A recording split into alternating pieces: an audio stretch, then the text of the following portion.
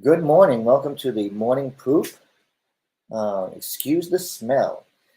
What on earth can we talk about today? Well, I do know that I've welcomed David Washington to the show, so I am going to invite him in now for this episode. So let's see. David, welcome. Good morning, everyone. Can I hear you? Let's see. Let's bring the mic a little closer. No, that's fine. I have to move the coffee. Oh, coffee. Wait. Well, I can't wait till our cups come in. So, David, I'm wearing, I don't know if you can see, but I'm wearing my antisocial shirt today. I dig it. I feel antisocial nowadays because the parties seem to be leaving us behind. They left us. No. Don't go that far yet. Let's say they are leaving us because that's where we're at. Mm-hmm. We're truly watching the parties. Sorry about that. We're truly watching the parties, implode. Yes, especially locally, having the opportunity to meet with local operatives, electeds to be, and other liberal organizations. It seems that, at least with the Democrats, they've lost their way. And it's disheartening. Again, I go back to my experience in Chicago. And I was used to, organization, the machine, and it's lacking any type of organization at the local level, even at the state level. Where's the machine? Where's the influence? Where's the power? The authority. It's clearly lacking. So let's talk about the structure then. So one of the things we can honestly say is here in Orange County, the Democrat Party, from the Republican perspective, they rely strictly on their numbers. Voter registration is up. Doesn't seem like they really have a structure, like you say, right, together. I mean, they have the basic, these are the rules, this is what we're supposed to have. But when you look at the size of the organization and the size of the registered Democrats, you would expect much more vibrant an organization. Now, the Republicans in Orange County, they're the third in registration, behind NPAs. That means there are more people that have chosen not to be in a party than Republicans. There are more Democrats than those that have decided not to be in a party. Sure. Most of the time, it's Democrats, Republicans, NPAs, or it's Republicans, Democrats, NPAs. This is the first time I've ever been in a county that it actually, the Republicans have not even outnumbered people have chosen not to be in a party. Mm-hmm. So the structure for the Democrats, being that there's so many, should still be greater in size, but they're not. There's a handful of people. When I say a handful of people, 100 or 200 people would be an amazing turnout at a meeting.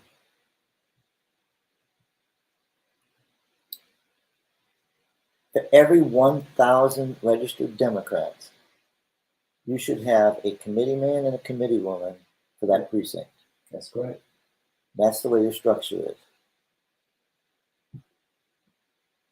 The Republican structure is for every 1,000 registered voters, there's a precinct committee man, precinct committee woman. which would mean that we would be able to have more precinct committee men and precinct committee women than the Democrats. But they would be almost equal because of the amount of Democrats you have registered. It would be huge. These organizations are small, Oh, yes. insignificant, By choice. and I like where you say that. And you just elaborate on that portion for yourself, because I have that same thought, but I maybe slightly different, but go for it. And when I say by choice, what I'm saying is that, again, this is the leadership has decided that active participation by its members of the DEC, the local organization, is not important. Enforcing the rules at every level, or the expectations, the spirit of the charters, or whatever ruling documents guide the local organizations, is lacking. I know for a fact, as a precinct captain, that's what we call them in Illinois, that I'm just there in name only.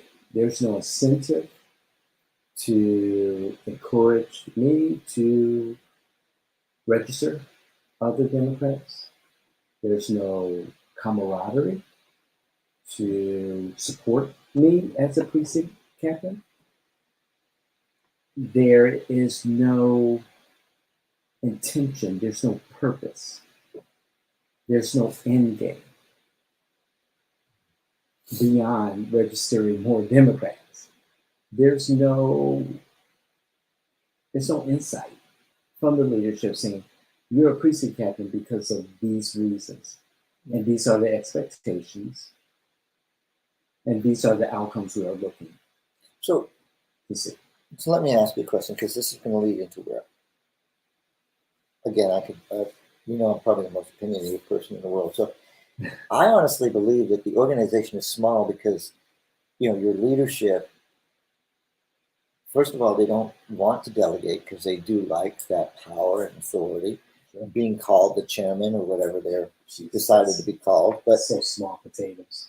But I also think that it's the precinct committee men and precinct committee women, or captains, whatever you call them, they worry about growing the organization because their voice won't be, echoed. I mean, it's an echo chamber. It's I'm in this position. If I recruit and fill my precinct, I might actually have to run for my position, or instead of thinking if I get my precinct full, that my job will be easier.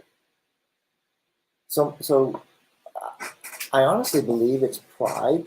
It's the fact that we want to have that intimate relationship with our politicians. Right. Well, you only get that when the politicians need to run, because you don't know any of them. And then how many of the people really come out of the party? I mean, George Lemieux is a great example for me in the fact that I came here to Broward County. In Broward County, our chairman at the time was George Lemieux. Okay. Great individual, Gunster law firm is where he was at. Probably had it wrong, but he ended up being the chief of staff for Charlie Crist. And Charlie Crist, instead of being able to nominate himself for the position of senator, because our great senator became the transportation secretary, George Lemieux was nominated, was put forward, right, and for the remainder of that term, he served with dignity, respect. I had a lot of respect for him, but you could pretty much say there was no way he had any intention of running again, because it really seemed like, okay, the governor is going to run. Right. He'll be finishing out his governorship. Right. And then this Marco Rubio comes out of nowhere. But how often does that happen? Like, we have a chairman in ours, Right. in our Republican Party, Florida Republican Party. He's actually a senator up in Tallahassee. Right. He's got his responsibility as chairman. Our last chairman was Blaise Ngolia, Mm-hmm. and he was in the House. Mm-hmm. So I mean, yeah, some of these people are politically active. Mm-hmm.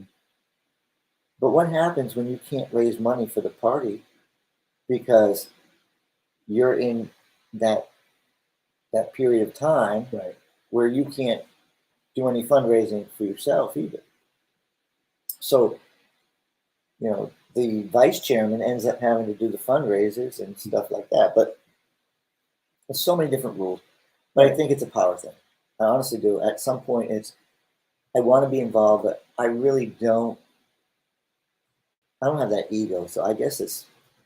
How do I say it? I have an ego. Look, I truly am just like any other human. I mean, I have pride.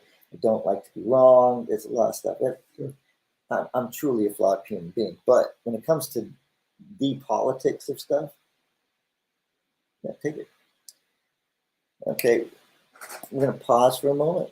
No, David's got to take the call. So I'm going to see how I put him on. Let's see.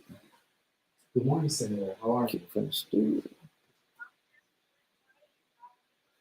Doing good. So, just looking at the landscape of this political season. So like I was saying, so David kind of got me on this kick, but why I'm on this kick is because I just truly believe that we could, and I'm speaking to Republicans right now because this is the morning poop. The morning poop is about conservative perspective. David has the liberal perspective. I truly believe that a party should be as grassroots as possible. There's a structure. Let's stick to the structure. Let's look to fill those positions. Filling those positions helps everybody. If we have active Republicans, we can increase the 10%. I mean, you have people that vote all the time. They vote all the time. Why are they not involved in your party? Why are they not involved in your executive committee? They are always voting. They vote in every single election. But yet they're not part of your party in Seminole or Orange County. This is the reason why, because you're not going after them. You're not recruiting them.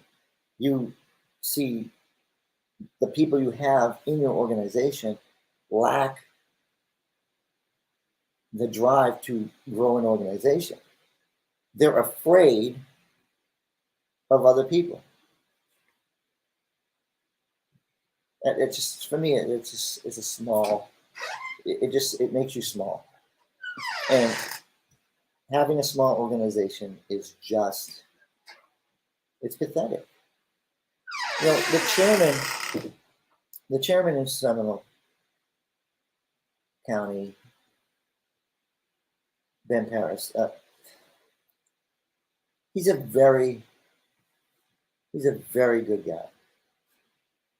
His personality is wonderful. He really cares about people, and he was convicted, and he'll appeal, and I believe he's going to resign. But Ben is a good person. Whether he did something wrong or not, it didn't change the fact that he's a good person, and he had a good idea to grow the party. But with the infighting, with everybody wanting to sweep out the old and bring in the new and all this stuff. Grassroots for America, they're not even structured in the point where they're working towards a better Florida, a better Republican Party.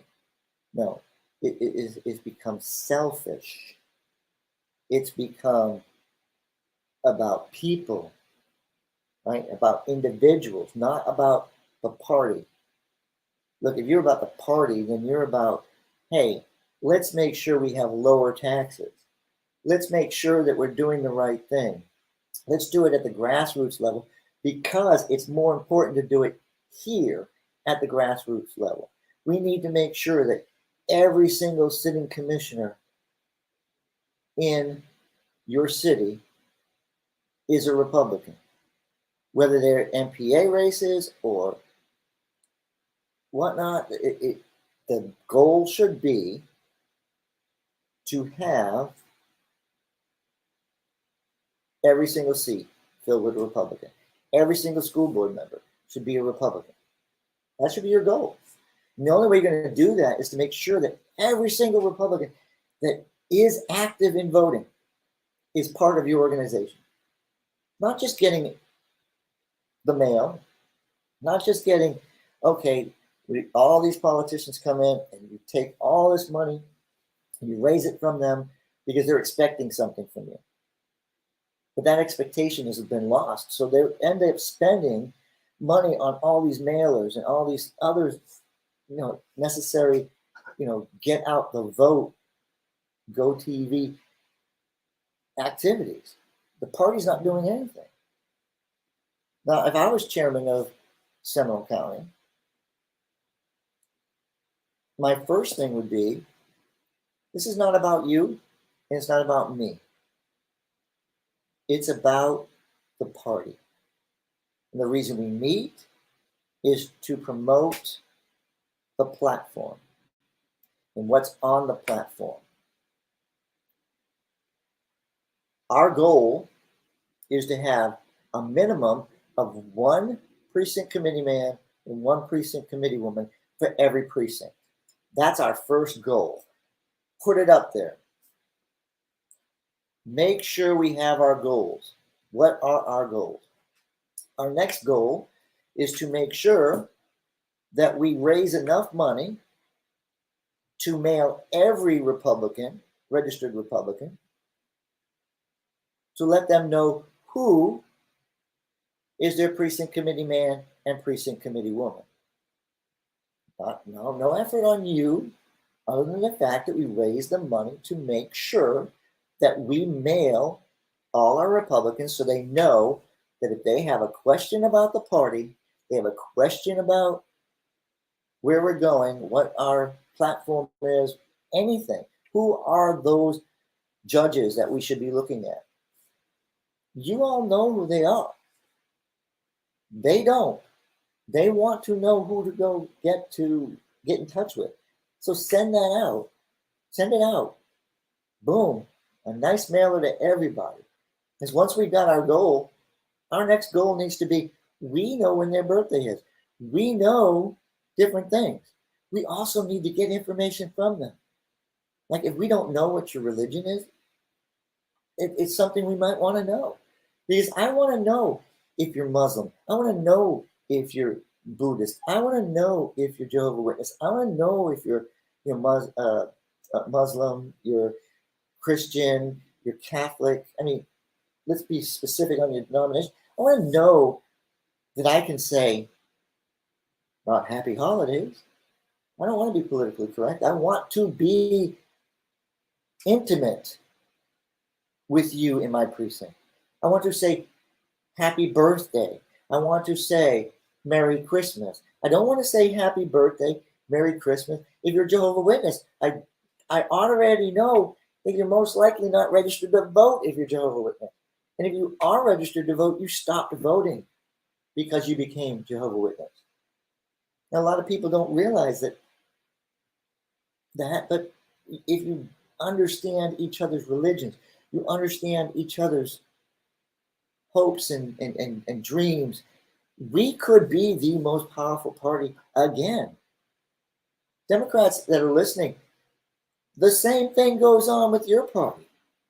The better you are organized and structured, the better you do in elections. In December, Seminole needs to make a choice. When they elect their board, who are they going to put in there? Are they going to put in a uniter, or are they going to continue to have these divisive individuals? That's the choice.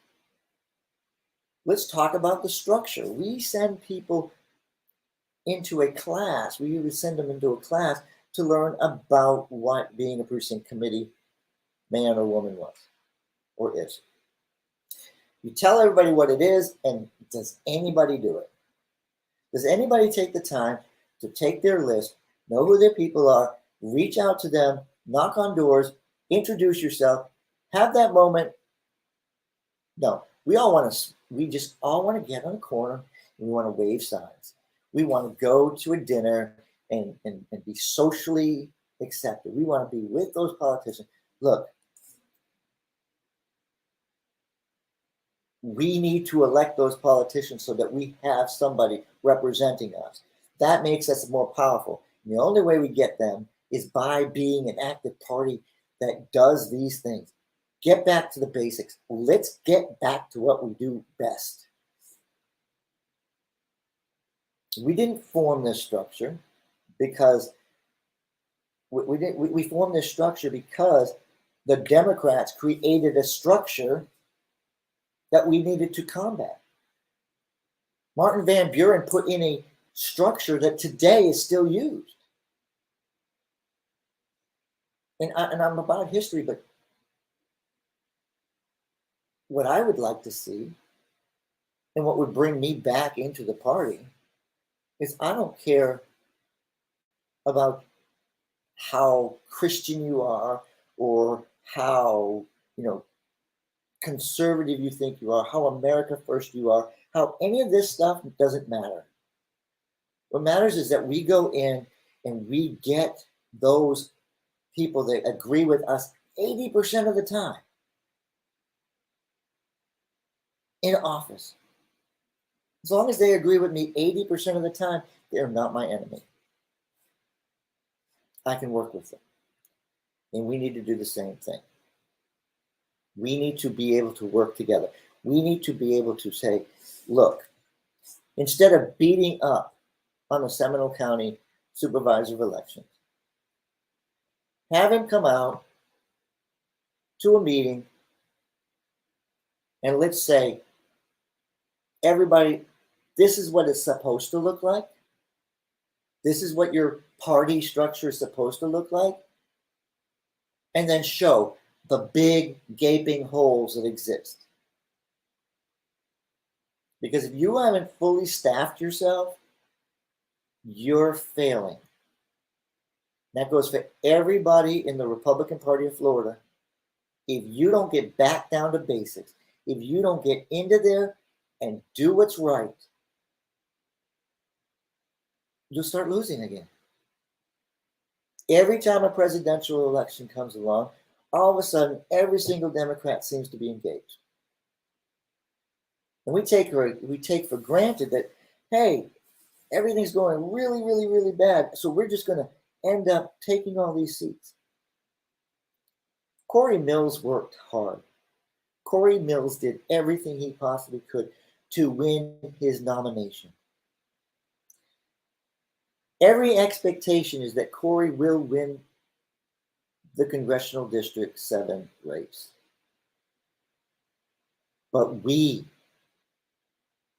in Seminole County, we, in the portion of Volusia, need to come out and vote. We need to be strong. We need to be there. But we also need to look at our future and say, this is how we have to structure ourselves. This is how we have to grow. We need to be looking at where are we going to meet, how are we going to meet, how are we going to raise money, where we're going to spend money, and do it right. We should be 365 days engaged in our community. If we're not, then there's no reason to be part of the party. Because the party is leaving all those individuals. Because I don't need you throwing Molotov cocktails, creating infighting, having some of the worst public relations, because you're saying some of the off the wall things just to get noticed. I'm a Republican because of the history of the Republican Party. And I will not allow those in the media to degrade me, to ridicule me, to call me racist or anything else, when I know deep down in my heart that there's only one thing I want for every single American. I want the American dream. I want individuals to have the freedom to say what they want to say, whether I like it or not. I want people to have the right to bear arms, to be able to feed themselves in case the supermarket has no food, know how to hunt, know how to fish, know how to do those things. I want environmentalists to actually take care of the environment. I want people to stop overprotecting to the point where we have absolutely created these problems. And we'll say it's global warming, we'll say whatever it is. Science is science. And let's visit the science. Let's be the party that says, hey, we are the ones that visit the science. We know that you need to we have to put fire breaks in. We have to do the things to control burn. We need to do those things to actually help prevent forest fires. We need to do the things to prevent these dangerous things from happening where forest fires are out of control. There should be no lightning strikes that create fire if we're doing what we're supposed to do. We should not be overfishing, but we shouldn't be restricting fishing to the point where we don't have food. We can't please everybody. But as a group, we should be the party of progression. And progression is where the Republican Party always was. From abolitionist party, civil rights, women's rights, all these things, the Republican Party ushered in. Environmental protection, that was the Republican Party. We have to address these things one at a time. We need to get back to our grassroots. We need to build a party that's stronger and better for our young people today. Let's not take people's rights away. Let's give them the right to be who they are. This is Joel Hawksley with Jay in Washington, in Orlando, with the morning poop. And excuse the smell, but until we fix it, it's gonna stink. Now, if you need to get in contact with me, it's j-washington.com, or you can reach me at joel@j-washington.com, or you can reach me at 689-777-8447. Thank you very much for tuning in to the Morning Poop with Joel Hawksley and my guest, David Washington from the Democrat Party. Thank you again. It's been a pleasure. And make sure that you're having a great day.